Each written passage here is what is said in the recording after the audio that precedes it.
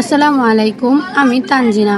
Story by তানজুর আজকের পর্বে তোমাদের সবাইকে স্বাগতম। চলো আর কথা না বাড়িয়ে সরাসরি আজকের গল্পে চলে যাই। শুরু করছি প্রিয় প্রণয়নী গল্পের পর্ব 8।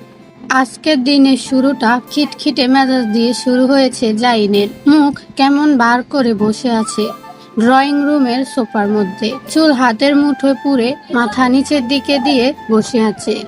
জাইনকে অতিরিক্ত চুপচাপ দেখে লিপি বেগম এসে পাশে বসলেন। পিঠে হাত বুলিয়ে জিজ্ঞেস করলেন, কিরে বাবা, শরীর খারাপ করছে? কাজে যাবি না? জাইনের সোজা সাপটা উত্তর, না আম্মু। লিপি বেগম জিজ্ঞেস করলেন, কিছু খাবি? জাইন বলল, এই মুহূর্তে ব্ল্যাক কফি দিলে বেশি ভালো হয়। লিপি বেগম বললেন, আচ্ছা তুই রুমে গিয়ে রেস্ট কর, আমি কফি নিয়ে আসছি। জাইন রুমে যাওয়ার জন্য সোফা থেকে উঠে দাঁড়াতেই মাথা ঘুরে উঠল। সোফার হাতল এক হাত দিয়ে চেপে ধরে নিজেকে সামলালো। চোখের সামনে সবকিছু তিনটা করে ভাসলো। দুম করে সোফায় বসে চোখ বন্ধ করে জোরে শ্বাস নিল। যখন স্থির হলো তখন উঠে হাঁটা ধরলো নিজের রুমের দিকে। আপনাদের স্যার তো দেখছি সময়ের বিষয়ে একটু পাঞ্চুয়াল না। মিটিং হওয়ার কথা ছিল সকাল 10টায়, এখন বাজছে 10টা 5। আপনাদের স্যার কোথায়? মেয়েটার কথা শেষ হওয়ার পূর্বে কনফারেন্স রুমের দরজা ঠেলে ভিতরে প্রবেশ করলো সুঠাম দেহের অধিকারী সুদর্শন পুরুষ। কালো রঙের কোট, কালো রঙের প্যান্ট পুরুষটার সৌন্দর্যের পরিমাণ আরেকটু বাড়িয়ে দিয়েছে। I am so sorry miss Della Aman. হাতের ঘড়ির দিকে একবার তাকিয়ে বলল পুরুষটা। 7 minute late. Again sorry. Miss Della Aman বললেন, ইটস ওকে মিস্টার আরস। আরস বলল, তাহলে শুরু করা যাক। Yeah sure. নিজেদের মধ্যে কথা বলা শেষ করে উঠে দাঁড়ালো কনফারেন্স রুম থেকে বের হওয়ার জন্য।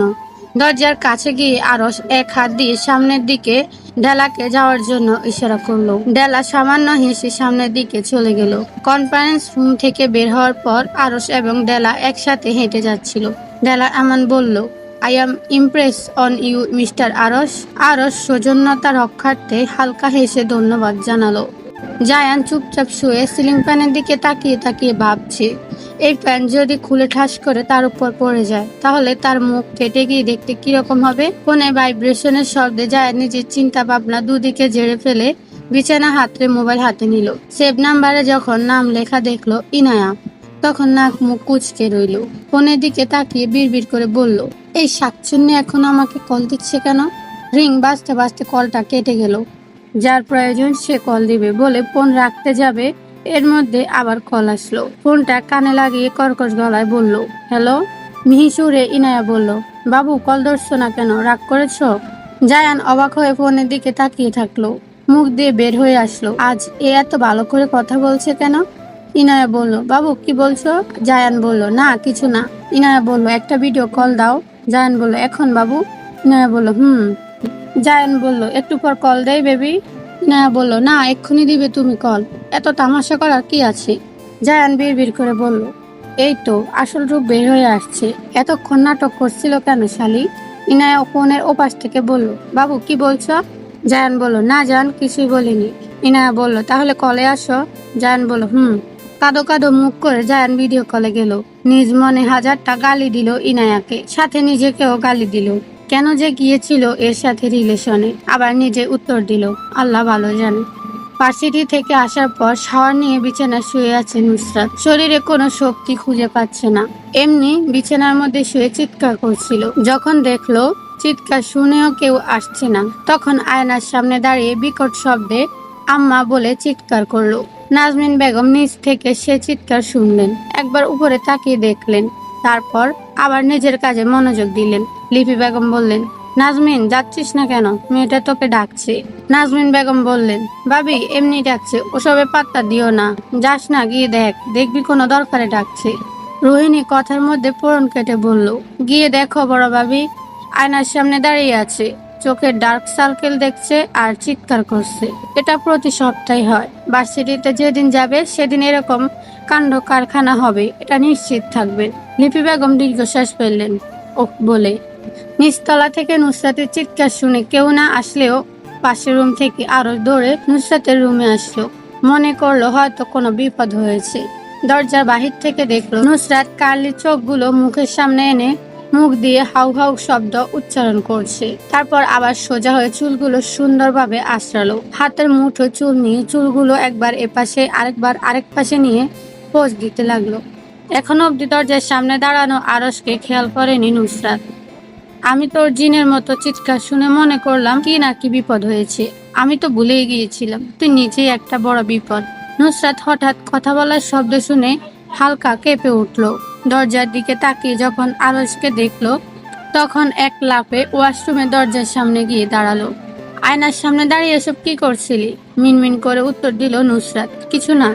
আরশ বলল, কিছু তো একটা করছিলি, আমি দেখেছি, বল কি করছিলি? নুসরাত বলল, আসলে চোখের নিচে ডার্ক সার্কেল হয়েছে কিনা তাই দেখছিলাম। কোথায়? আমি তো দেখতে পাচ্ছি না তোর ডার্ক সার্কেল।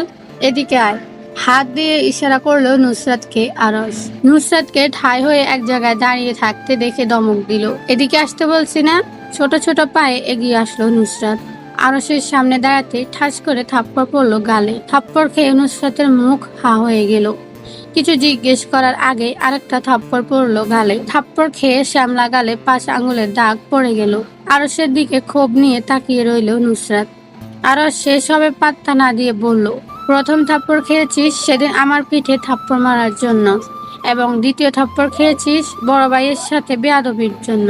নিজের কথা শেষ করে নুসরাতকে কোনো কথা বলার সুযোগ না দিয়ে চলে গেল নিজের রুমে আরশ। নুসরাত গালে এক হাত দিয়ে বিমূঢ় হয়ে দাঁড়িয়ে রইল ওই জায়গায়। রাত 2টা কি 2:30। দুতলা বিশিষ্ট বাড়িটি থেকে শোনা যাচ্ছে বড় বড় গাড়ি মেন রোড দিয়ে যাওয়ার শব্দ। নিস্তব্ধ রাত, নিশাচর পানির ঝিকঝিক শব্দ, ঝিঝি পোকার ঝিঝি শব্দ শোনা যাচ্ছে।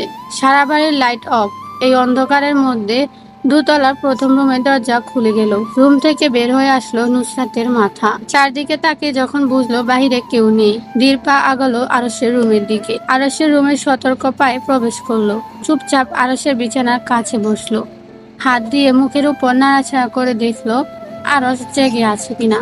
যখন কোনো নড়চড় দেখলো না তখন আরশের মুখে আস্তে করে 2-3টা থাপ্পড় মারলো। আরশের মুখের দিকে তাকিয়ে কোনো বিরূপ প্রতিক্রিয়া না দেখে ঠাস করে থাপ্পড় মারলো গালে। তখনই দুম করে চোখ মেলে তাকালো আরশ। আরেকটা থাপ্পড় মারার জন্য তোলা হাত ওইভাবে তোলা রইল। আরশকে শান্ত দৃষ্টিতে তাকিয়ে থাকতে দেখে বিমূঢ় হয়ে গেল নুসরাত। নড়চড় করার শক্তি খুঁজে পেল না। নিজ মনে ভাবলো, রেডি করো গাল থাপ্পড় খাওয়ার জন্য। কে বলেছিল এরে থাপ্পড় মারার জন্য এত রাতে আসার জন্য? আল্লাহ এবারের মতো বাঁচিয়ে নাও। আর কোনোদিন এর সাথে পাঙ্গা নিব না। সুযোগ পেলে অবশ্যই নিব। আরশ এক ভ্রু তুলে নুসরাতের দিকে তাকিয়ে রইল। জিজ্ঞেস করলো, কি এত রাতে আমার রুমে কেন? নুসরাত বলল, আসলে ভাইয়া। কথা শেষ করার পূর্বে বেশি আসলো কর্কশ গলার শব্দ। বের হ। নুসরাত বুঝলো না, জিজ্ঞেস করলো, জি? আরশ বলল, আউট। নুসরাত আবার জিজ্ঞেস করলো, আরশ বলল, তোকে সোজা বাংলায় বলছি, আমার রুম থেকে বের হ। নুসরাতকে এক জায়গায় বসে থাকতে দেখে কর্কশ গলায় ধমক দিল Arsh, out. I say get out, idiot.